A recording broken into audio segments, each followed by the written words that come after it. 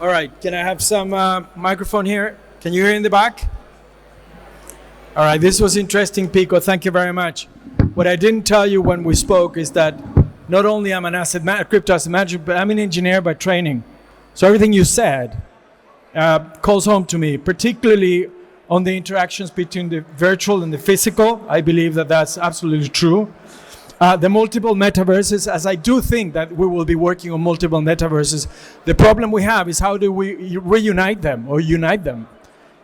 Yeah, but it's not, that's a programming question. But then the structural design, and then congratulations on the design of the Google headquarters. That's fantastic. So in continuing with this conversation we're having with Pico, there's going to be a panel now on NFT for brands and artists, functionality, uniqueness, and utility. The moderator is Vadim Krekotin. Is Vadim somewhere around? Vadim Krekotin? There it is. Okay. Come up, Vadim. Come up. He will have Alan Vey, Pico Velasquez, Gregor Martin, and Osaka Green in his team. Are all these speakers here? We're calling Alan Vey, Pico Velasquez, Gregor Marek, and Oscar Green to the stage. Pico, I think you're the only one here. You will be the blessed one to be interviewed by our panel moderator. Or are there other people coming up? Just come up. Okay, you don't know where your other panel members are. Yes, Okay. just check. Yeah, I know you're the moderator. Yeah. Maybe All right. So, are any other speakers here for the panel? No. All right. There's one there. Please come here, Yeah. guys. Just come up here. yeah. We're running a little I bit out can of schedule, so you do have around 30 minutes on this maximum. Okay. Have a good panel. Thank you very much. Hello. Nice to meet you. Nice to meet you. Yeah. Sure.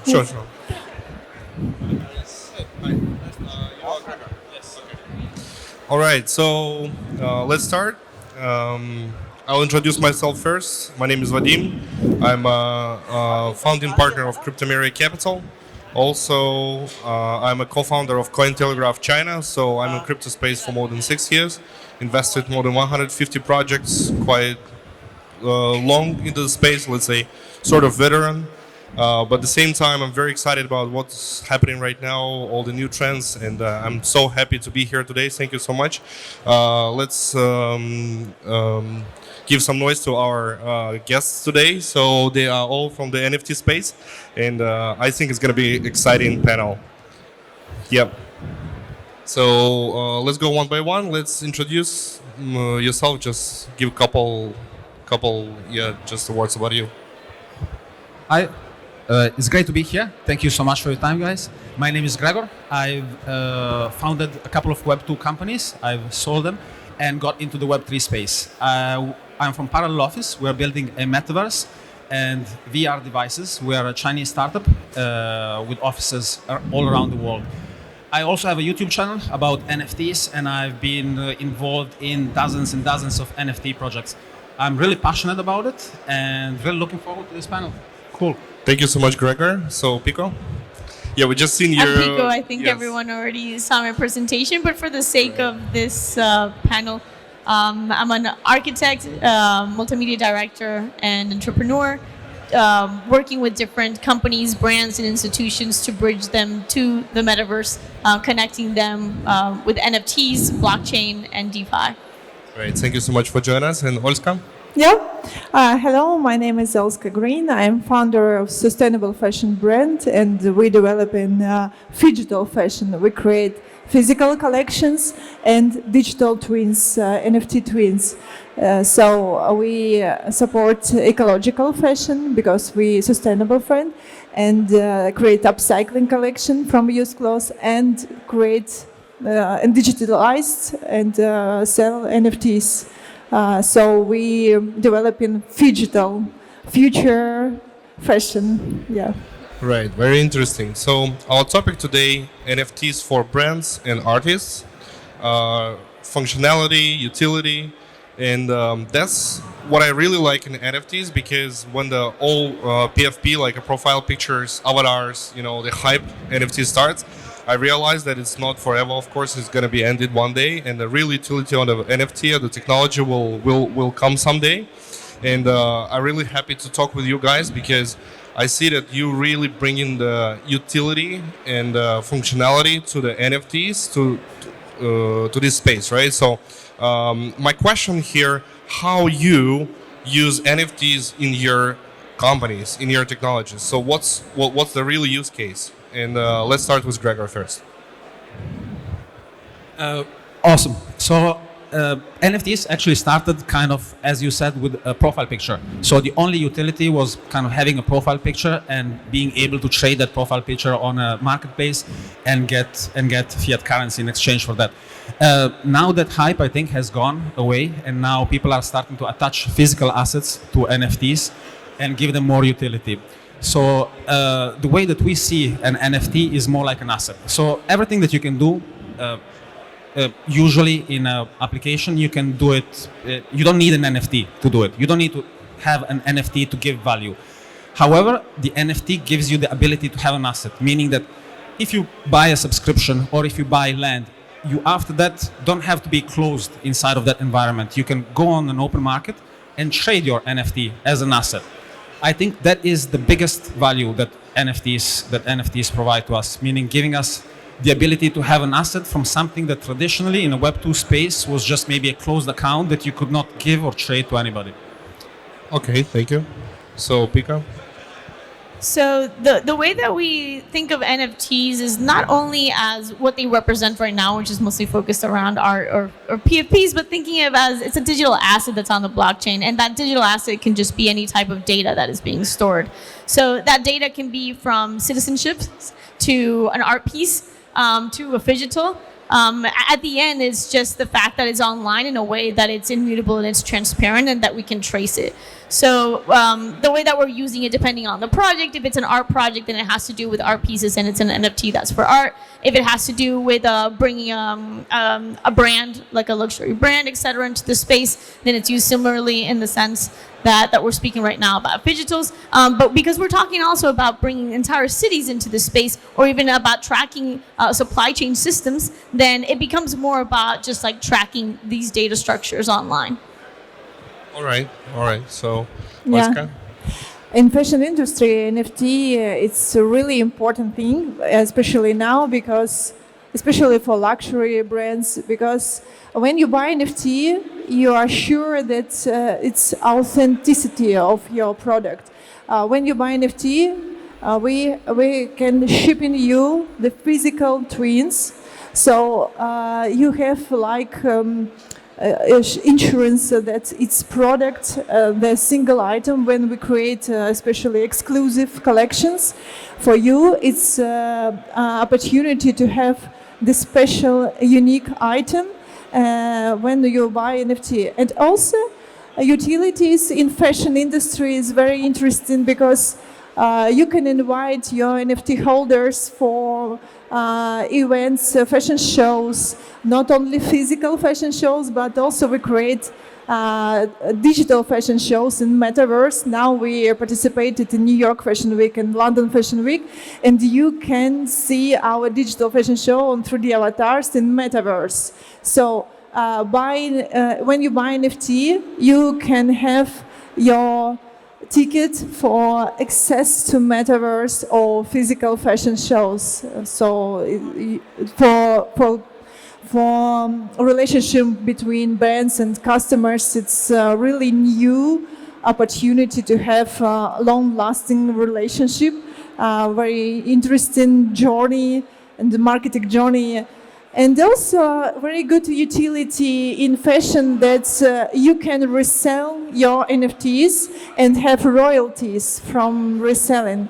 So that's why also you prolong the relationship, the marketing relationship with your customers. So of course it's transition period in fashion, because now only huge brands like Gucci, Balenciaga, Louis Vuitton understand it. Only maybe not so much brand understand it, but it's transition period for transparency and authentically fashion industry, because NFT will help to transparent a lot of brands. For example, now also we are producing physical activewear from algae, biodegradable, from seaweed, and now we already have a sample with NFC chip. And when you buy activewear with NFC chip, you also can earn money from buying NFT, like Step In. Do you know also Step In? Yeah, Right. this project allows you to earn money when you run. Yeah, yeah. So my dream also to create. Also, we already have a sample. In future, I believe that when you buy NFT with physical twins with an NFC chip, you can see on your phone all transparency: who made your clothes, from what fabrics, from what countries, what transparency, what's transportation CO2 emissions, yeah, and you can see a really sustainable brand or not sustainable, and also you can. For example, have activities, exercises every day in these clothes, and also earn money from your NFTs, because it's like Step In. It's very interesting, like gaming between customers and brands. It's also the next level of relationship between brands and customers, that they are involving in your game, yeah, and your Right. rules. So they can earn money from activities, and also we support healthy lifestyle. And the next utility from our brand, that's when we sell our NFT, part of proceeds we went to fund the ocean cleanup. Maybe you know, it's scientist Boy Slat who catch a huge amount of plastic from the ocean. So we support also charity, and especially environmentally eco-friendly charity. So we want to improve our planet. We want to save our planet for our next generation. And we support charity, planting trees, catching plastic from the oceans, etc., etc. And that's why I think also it's very good utility from buying NFTs, that you understand that you take part in charity, in improving our life, healthy lifestyle, and to clean our planet. Right. Thank you so Yeah. much, Oscar. Yeah. Very detailed answer. Yeah. And And congrats. Yeah, thank you. Can I just add something sure, to that? Sure, great. Yeah. you just said. You made me think about something. So NFT started as collectibles mostly, and now we've seen more and more utility develop from them. So I'm working as a board advisor for a Web3 company that is in the music business, and they want to reinvent the way that music is distributed by creators, meaning that currently musicians are paying large fees to Spotify or to other companies to publish their music, and also they're having a hard time bringing artists together. So they thought about an innovative way of using NFTs, and that is by creating a digital contract between the different participants in the band, and that is the NFT. And then once the song is published, is associated with that NFT, and like that they eliminate all of the legal requirements, the trust, and everything that kind of goes into setting up a music band, and everything just they are able to focus on the music and not on kind of other things. So it simplifies life also in that way. Yeah.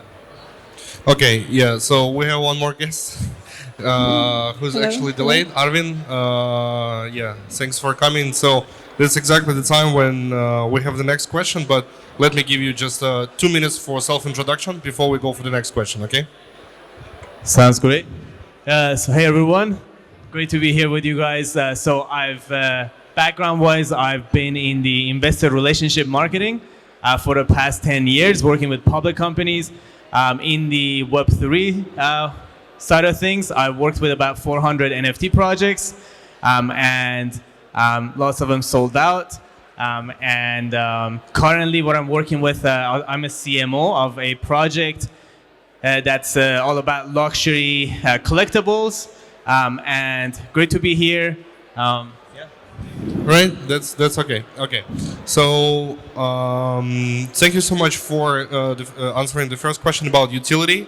And actually, my next question, I want to ask you guys about where we are. I mean, I do believe that maybe some of you guys heard about NFTs in 2019, maybe in 2020, but actually, public information and let's say the hype around it really starts in 2021. So obviously we are in a very, very beginning stage of the whole, let's say, think of the whole industry about NFT, because right now it's literally the whole industry. So where we are now and what's the next stage? So let's not talk about too long term. What's the next stage before the next bull run? So obviously we understand right now we're in a bear market, and it's very good time to build, to focus on the product, to focus on building community. So where we are now, what we should do, what we should focus on, and what's the best use cases for the NFT during the bear market? Let's say, I want to ask you this question. Yeah, thank you. And let's go one by one. Start with Greg. Okay. So I think there is too much hype still associated with NFTs, meaning that NFTs started with promising loads of utilities, and still you have many NFTs that build their project around hype, making promises and about the future, and making more promises, and then trying to sustain those promises with little developments, and just basically building a project on hype. That's why more than 90% of projects, or maybe even more, are kind of rug pull projects, meaning that they're not really rug pull, maybe they're not born as a rug pull, but then as it evolves, as the project evolves, you realize that you've maybe made too many commitments to the hype, and maybe that you can't deliver all of these things. So the project people lose kind of interest and abandon the project, and the project kind of dies slowly, and it ends up in history as maybe as a rug pull, even though it wasn't intended like that.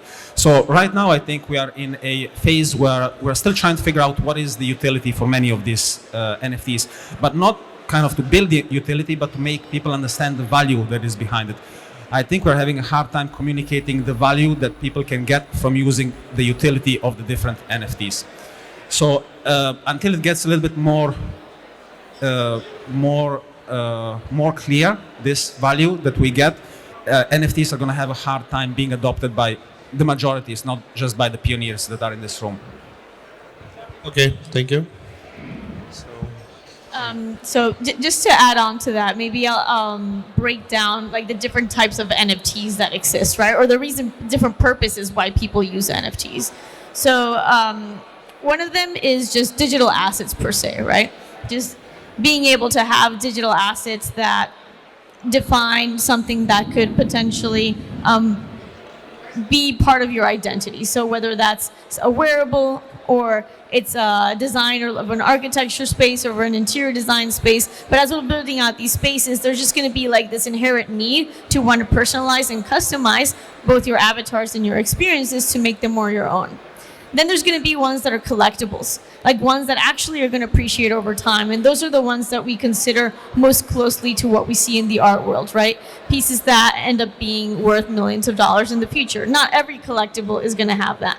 Then there's ones that are the PFPs, which are mostly focused around communities. So it's less about the art piece, it's less about what the NFT is per se, but it's more about the people that they're bringing together. And then how those people combined are doing other activities and programming that is going to be more interesting or more valuable in different aspects. And then the last one is just using as NFTs, as I mentioned, as just data tracking. And that could just be supply chain or other things that don't necessarily have to have a visualization or 3D element to it. So I think all of these NFTs are going through different stages. So the first thing that had the hype and the boom was the NFT collectibles and the PFPs, right? And there was first not enough supply, a lot of demand, so the prices were really high, right? Made it very interesting for the creators. It made it very interesting for the consumers as well, because they were investors in the piece. Then all of a sudden, the whole world got interested, and there was too much supply. Too much supply, not enough demand, and not enough demand, not because people didn't want it, but because people didn't understand it.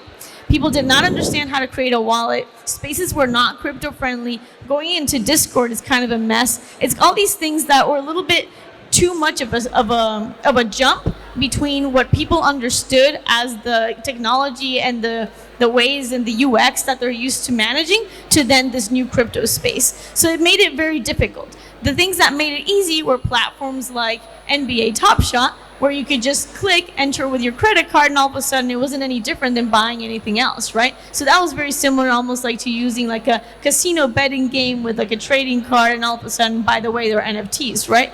So I think that the more we can remove the barriers of entry for more normal people, I don't say like normal people, but I mean like for most people, then all of a sudden all these projects that want to come to life are going to have that demand to continue with the hype. So that's kind of the process that's happening right now. There's a process of education. There's a process of I guess like the adoption in education is a big part of it. And there's also a process of everyone also preparing on creating assets that have a utility that's going to stay or withhold along with time. So that they don't become rug pulls, right? Because everything at the beginning is a test. Everyone's just testing the market, and then they don't understand what the true value or the true utility is, and then it's just the project has no value whatsoever, and it can't sustain it. So there's a lot of different phases where it's just at. It feels like a crash because the market, that's just how it is. It's a fluctuating thing. It depends on people. Depends on people's stability. If people think that it's going to fail, everyone pulls out, then it pulls out. So we're just waiting for everyone to feel confident again to allow it to rise, and every time it'll become more stable over time. Okay, yeah, thank you. So, Olska, how do you think about it? Yeah, I think especially for brands, for companies, we have now that I said that transition period, and the next level for all brands and companies to focus on the quality of our products and to build community. To build community from also Gen Z generation who understand what does it mean NFTs, who understand cryptocurrency, etc., etc. And for us, for brands, we focus on building community and creating NFT with utility, because the era of bored apes pictures already done. Yeah, it's pictures already not useful. So of course, in all spheres, fashion, construction, entertainment, education, and medicine, in all spheres, all company will have NFTs with utility. And all brands create their unique utilities, unique, useful for customers. In fashion industry, that I said, the utility, that's invitation for fashion shows, participation in charity auctions, also, of course, physical twins, authentically, uniqueness for this item, etc., etc. So I think in 5-10 years, all companies will have the unique NFTs. It's like ID passports of uniqueness of your authentically item. And also it helps to protect fakes. Especially in fashion industry, it's very important. And also NFT will help protect transparency. Yeah. So for me, it's a very, very good way for transparency, for building community, like-minded people in our brand who support charity, who support ecology, and who want to be fashionable and stylish at the same time. All right. Yeah. Thank you, Olska. Arvin. Yeah, so actually I would invite you guys to go on YouTube and check out, there's a video, I was being interviewed on evolution of NFTs. And so NFTs, like it was being discussed on the panel, most people know about them from 2021. That's when the search inquiries hit way more than the cryptocurrencies. But you got to understand, even for cryptocurrencies, it's about 5% of the population that know about cryptocurrencies to begin with. So if you're looking around and thinking everyone knows about NFTs, this is our echo chamber. Like, not many people actually know what NFTs are still. Now, as far as the evolution of NFTs go, so last year we had a lot of NFTs that would literally, like on the website, we would just put a few words on the roadmap, say there's going to be something to do with the metaverse, something to do with coins, something to do with staking, and that's all we needed to be able to sell out a project. Now, unfortunately, a lot of those projects didn't really deliver on their promises. They not because they intentionally, but because they're not business people. Typically, like mismanagement of money and many other reasons. So now we're in the bear market. A lot of people, a lot of projects who've been working on their products for many, many months, they lost a lot of money that they had in their wallets, in their wallets, and now they're only able to survive if they innovate. And so that's why there's a huge emphasis on utilities. Now, for projects that don't have a clear utilities, that they don't actually communicate that with their audience, they struggle. And so when typical price last year for an NFT was somewhere around 0.1, 0.2 ETH, for example, just on the Ethereum blockchain. And I'm talking about Ethereum blockchain because about 100,000 collections are on Ethereum, about 50,000 on Solana, so on and so forth. So that's the largest one right now. And so as far as the price-wise goes, now we're at somewhere around average of 0.6, 0.07. So obviously pricing has gone down. People are less likely to buy. They're even looking for free mints, just like Goblin Town did. And so the point is, we're going in the direction of either produce or perish. And then if you don't have money, maybe you should just go for investors outside the consumers, meaning like the VCs, get money from them, deliver on some of your promises, and then actually go to people and raise money. So that's the change. And that's very different to last year, where you would just come up with an idea, ask people to pay for your, ideas and on your roadmap, and then people would pay, and then you would deliver. Now we're kind of like, okay, you got to deliver something first. You got to invest something out of your pocket, out of VC's pocket first, and then you go on to actually asking people for money. And we're going in the direction of actually having small businesses, large businesses, like we had just like Prada recently with their 30 ETH just came out.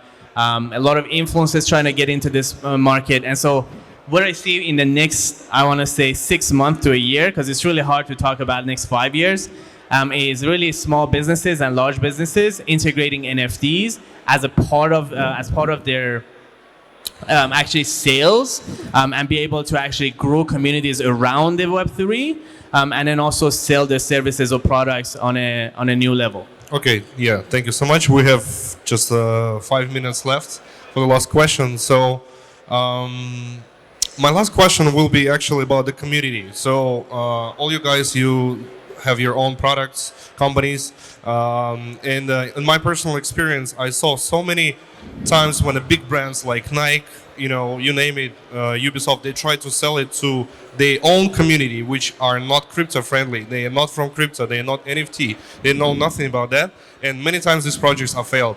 But at the same time, we can learn from the case of Tiffany and CryptoPunks, when the main focus, the main community was crypto guys who already own CryptoPunks. So, and for them, spend another 30 grand, for whatever sort of like a jewelry was super, nice, and they bought it in just a few hours.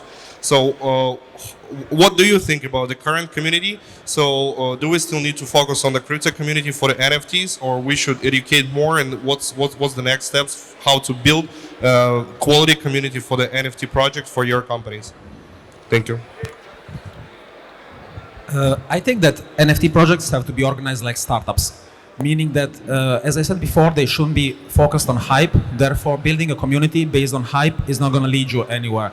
Once you have a product and some value to give to the user is going to understand, and is going to understand your NFT, and is going to chip into your NFT and buy your NFT. But that is only once you have either an MVP, a demo, or something to show them.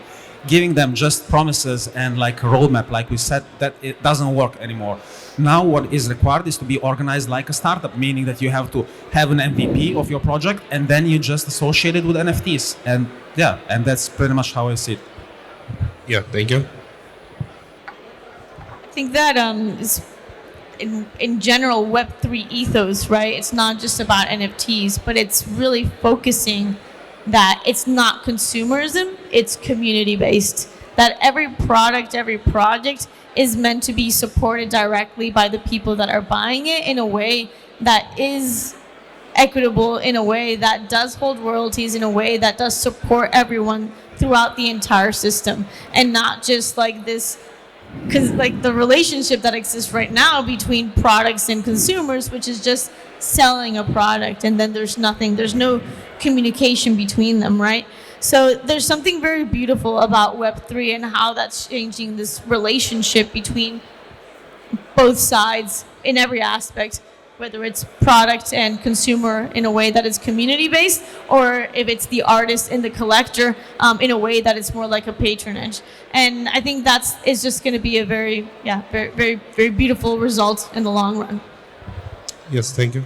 Yeah, by my opinion, brands and companies should focus on not only crypto community, but also developing a relationship with normal people and to show them the simple way. For example, if you have, for example, you are the PR director of a contemporary art museum, and you want to engage your customers to NFT with tickets, yeah, for example.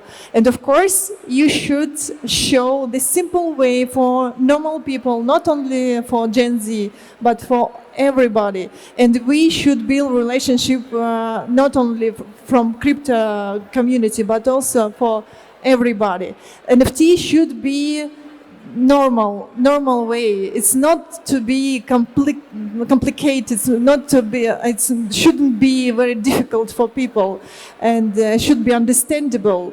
So our also maybe a mission to educate people the simple rules and to show these utilities for people, usage for people, and to simplify their life. And also Nike also bought Certificate a company. They create digital sneakers, but they develop in both ways, physical and digital, and they develop in relationship between all audience, not only who only used to be in gaming. Yeah. Yeah, thank you, Iska. So both way, yeah.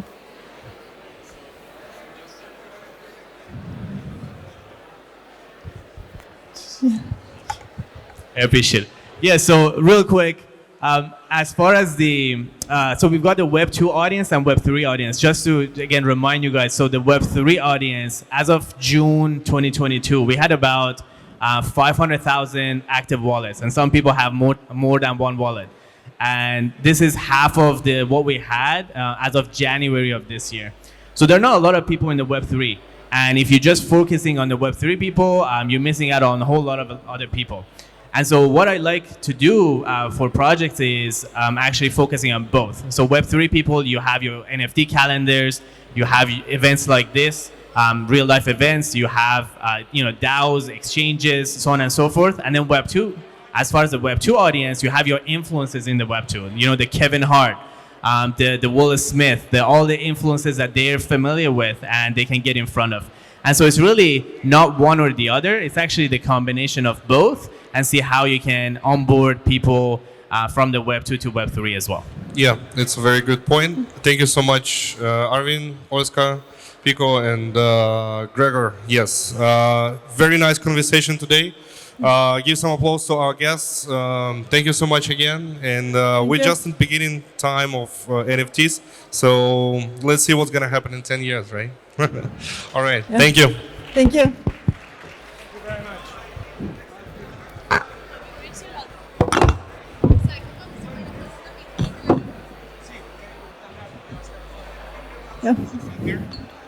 Yeah.